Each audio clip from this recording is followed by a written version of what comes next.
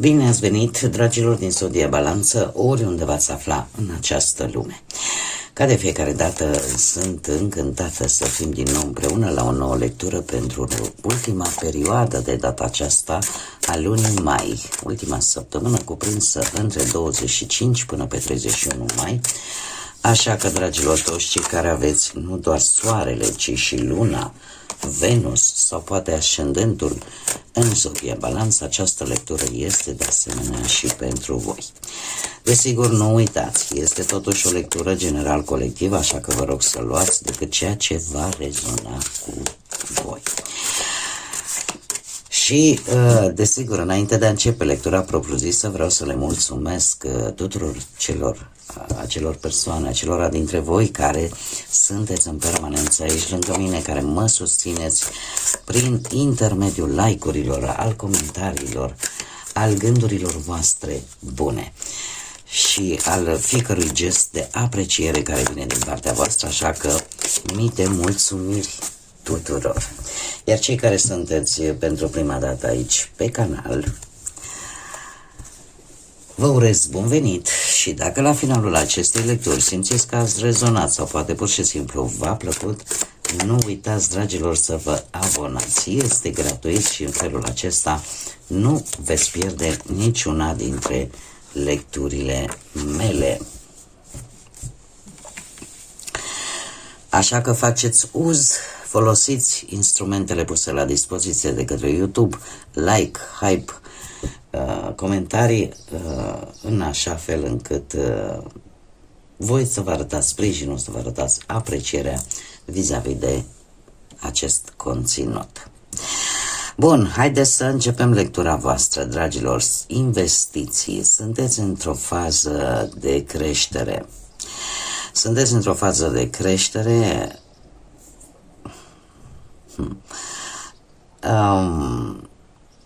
care implică posibil și un anumit risc.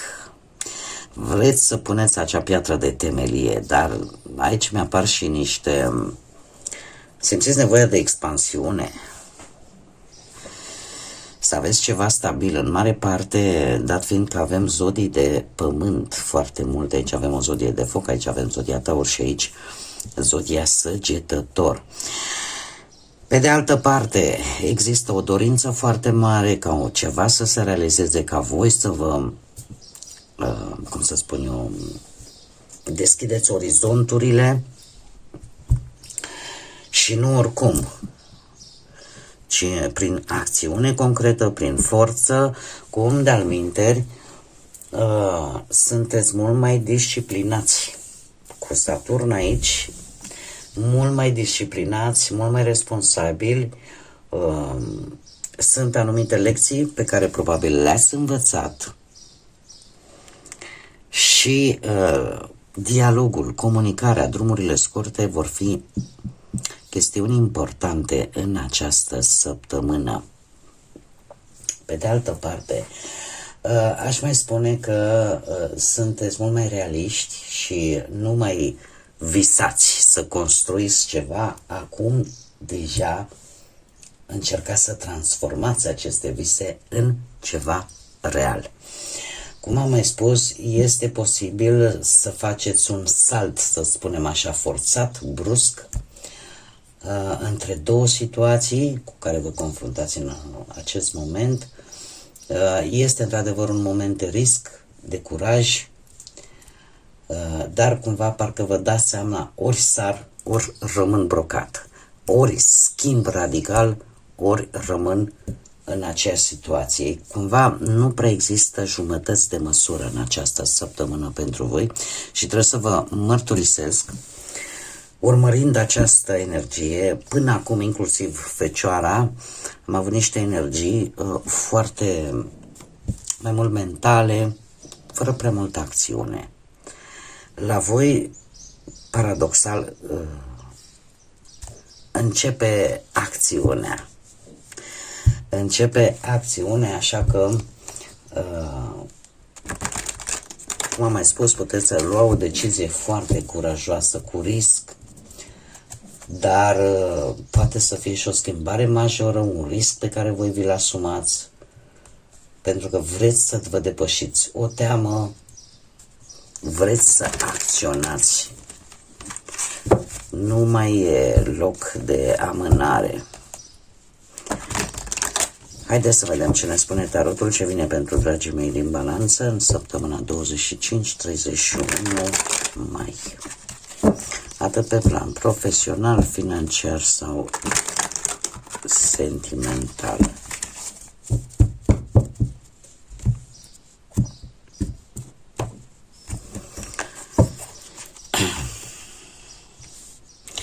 Și avem un 6 de cupe, un 6 de monede, interesant, nu?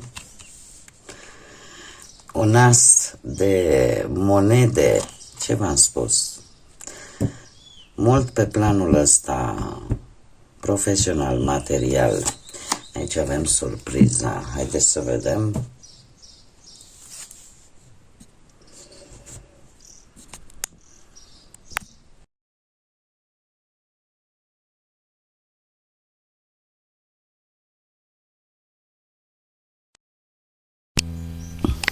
S-a întâmplat ceva cu microfonul, eu sper să se fi rezolvat, îmi cer scuze pentru această pauză.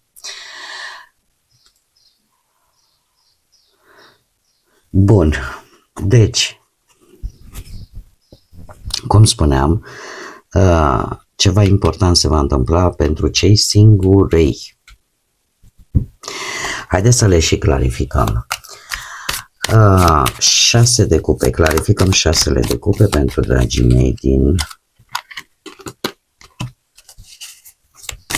balanță, clarificăm 6 de monede,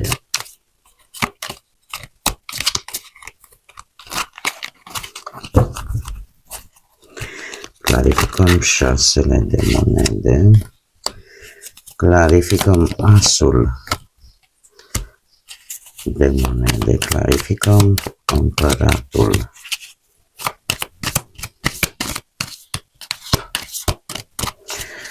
clarificăm împăratul, te rog pentru dragii mei din balanță.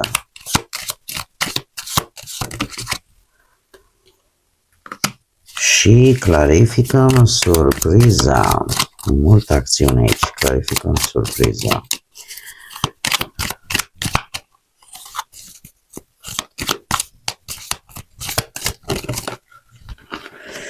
Bun. Haideți să vedem. Pe plan profesional, un 6 de cupe care vine în urma unui 8 de cupe, un as de cupe și un 7 de cupe. Dragilor, pe partea asta profesională apare foarte multă creativitate. Creativitate, decizii luate intuitiv. Apariția cumva a cupelor îmi vorbesc foarte mult de și cu predilecție de acest 6 de cupe, idei foarte inspirate din experiențele voastre din trecut. Poate că reveniți la un proiect vechi sau să folosiți o metodă pe care voi ați testat-o cumva în trecut și v-a ieșit. Este o săptămână tare bună ca voi să vă reconectați cu parteneri de afaceri, cu persoane din trecut care într-un fel sau altul au o legătură cu viața voastră profesională, cu munca.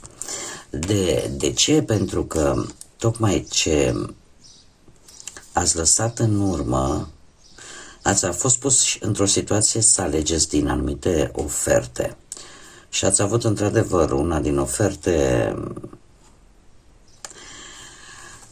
poate legată de muncă,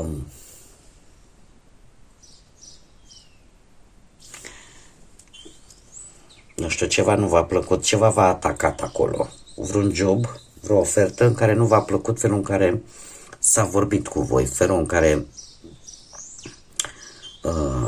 poate au apărut și ceva prejudecăți, lucru care nu v-a plăcut.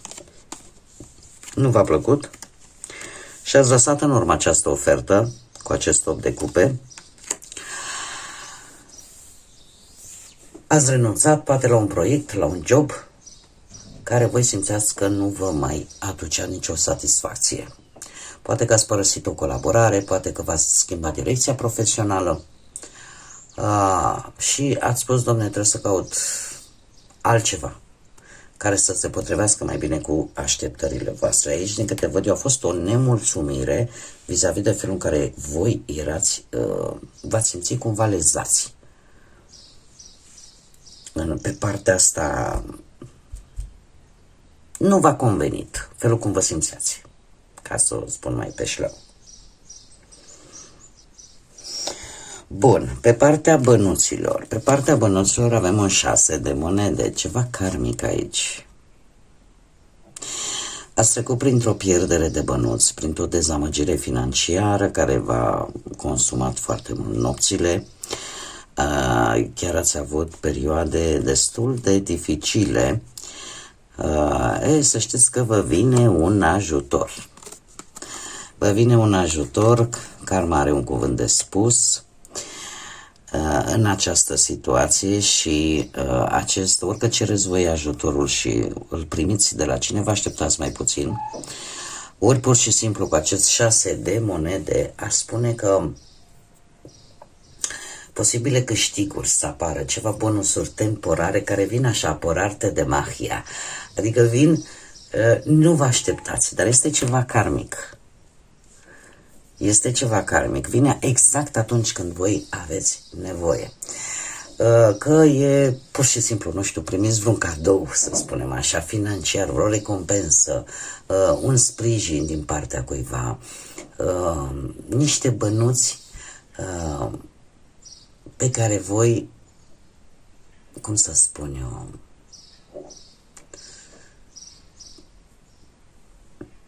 vă pică extraordinar de bine. Vă pică extraordinar de bine, dat fiind și faptul că avem acest 5 de monede care vorbește de anumite dificultăți financiare sau pur și simplu aveți o cheltuială neașteptate sau îți vine vreo factură, mai ales că ne luptăm cu toții cu niște facturi exorbitante, indiferent unde ne aflăm, cel puțin în Europa, și îți dă toate lucrurile peste cap din punct de vedere financiar, dar totuși ceva apare aici și te scoate din această încurcătură. Cei care sunteți într-o relație, avem un as de monede care vine la rândul său tot cu un 6 de monede. S-ar putea ca partenerul vostru să facă ceva, pentru cei care aveți, desigur, un partener, care sunteți un cuplu. Acest as de monede în relație, de fapt, îmi vorbește de, aș spune, de un moment stabil, un moment mai sigur în relația voastră. E posibil să începeți să faceți economii pentru a achiziționa ceva de interesul vostru comun. Sau pur și simplu începeți să vă faceți planuri pe termen lung vis-a-vis de relația voastră, vis-a-vis de ceea ce voi vă doriți. Poate vă doriți o mașină, poate vă doriți o casă. Da? Începeți să, domne, uite, pun și eu banii mei, pui și tu banii tăi, punem banii împreună, facem cu tare plan. De ce? Din cauza acestui 6 de monede. Banii ăștia care vă vin, care, cum am mai spus, poate să-i aducă partenerul vostru sau poate să vină la voi, dar sunt niște bani care pe voi ca și cuplu vă împing, știi, acum e momentul, acum putem să începem ceva nou, să faceți un plan de interes comun. Să faceți ceva stabil. Cei care sunteți singuri, la voi avem împăratul, zodia Berbec, avem Marea Împărăteasă, lumea și încă o dată împăratul. Este ceva ce declanșează împăratul. Este ceva ce declanșează lucruri care nu se spun, dar care la un moment dat, nu știu dacă aveți zodia Berbec, ați cunoscut, poate voi sunteți, să aveți vreun ascendent, de exemplu, în Berbec, dar în momentul în care împăratul se clarifică tot cu împăratul, cu lumea și cu Marea Preoteasă, e ceva grozav aici. De asemenea, aș putea spune că ori apare o persoană foarte puternică pentru voi, persoană matură, stabilă, controlată, autoritară, da? Foarte serioasă din punct de vedere sentimental, care cumva știe ce vrea de la viață. Dar avem Marea Preoteasă, adică totul încă nu este atât de vizibil, există oarece mister acolo, dar e o conexiune care se construiește foarte subtil, foarte intuitiv, sau poate chiar în tăcere sau, nu știu, la distanță unul față de celălalt. Acum, ideea că acest împărat se repetă de 2 ori, atunci putem vorbi și despre voi, dacă aveți poate lună, Venus sau ascendentul în berbec. Asta înseamnă că voi cumva vă recăpătați controlul, vă puneți ordine în viața voastră și începeți să stabiliți niște limite clare. Nu mai acceptați niciun fel de haos, ca să spunem așa, emoțional. Lumea, de asemenea, ne vorbește de închidere de cicluri, de maturitate, de finalizare a unei etape karmice, de pregătirea pentru o nouă etapă, mult, mult mai stabilă. Așa că, în concluzie, pentru voi, dragilor, cei care sunteți singurei, toată combinația asta mie îmi spune foarte mult că după o perioadă de introspecție și închidere de ciclu apare o energie foarte puternică, foarte stabilă, sau pur și simplu voi deveniți mult mai selectivi și nu mai acceptați chiar pe oricine în viața voastră.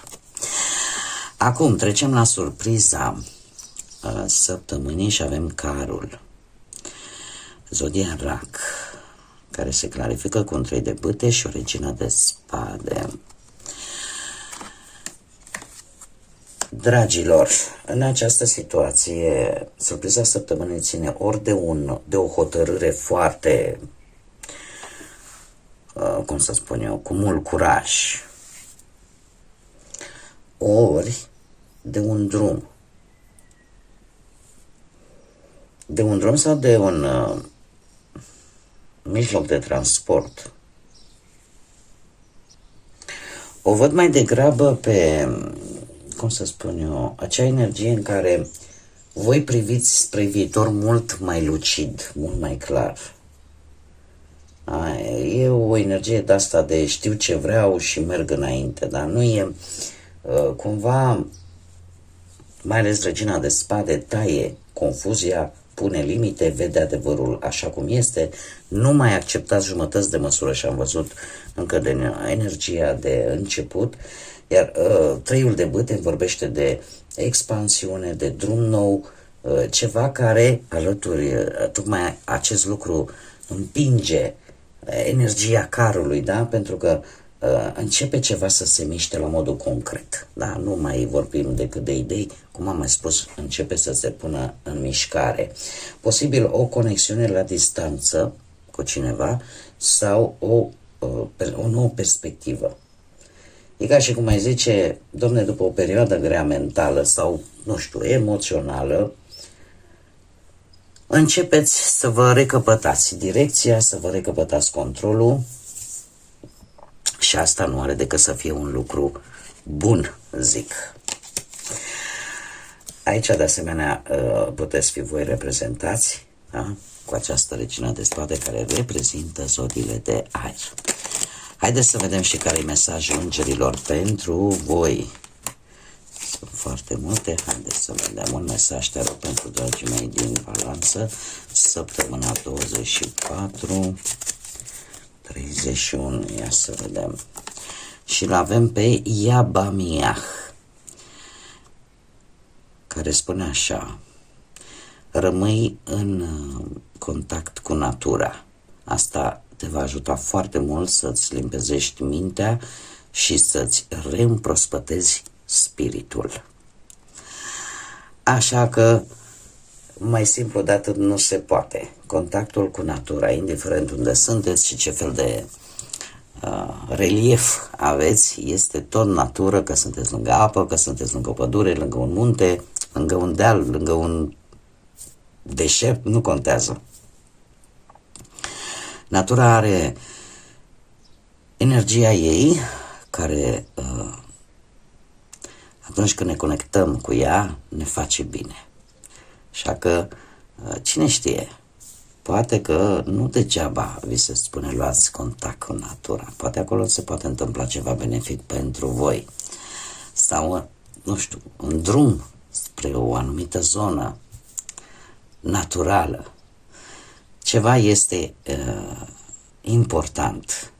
Vă ajută cu ceva, cel puțin la nivel mental, cu siguranță, și la nivelul de spirit, de suflet.